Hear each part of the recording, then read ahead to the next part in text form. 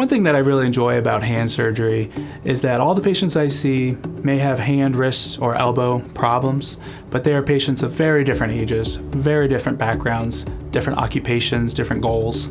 And on any given day, I'm able to treat athletes to musicians, to grandmothers, to manual laborers. All of these people are highly motivated to get back to those activities that they love and help them put food on the table for their family. Specialized training through fellowship, where every day you're seeing finger to shoulder pathology, I find that to be rewarding, to be able to work in an area of the body that I'm comfortable with and I find very interesting through a variety of surgical techniques. A very common condition that patients develop is arthritis of the base of their thumb. You have an enormous amount of forces with your pinch and with your grip activities. Over a lifetime, patients develop arthritis of this joint. Involving the patient and helping educate them, I think, is the most important for that patient and surgeon relationship. It really is a partnership between the surgeon and the patient.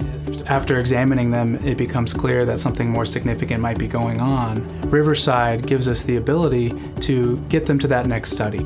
Working at Riverside, I'm very lucky to work with the same group of nurses and staff every day. I know that when my patient is met at the door, they're going to be met with respect, with patience. I know that as soon as I turn this patient back over to that team member, they're going to pick up right where my conversation left off. When I first heard the Riverside mission, to care for others as we would care for those we love, I knew that I was at the right place. I'm Dr. James Kyriakedes, a hand surgeon with Riverside Orthopedic Specialists.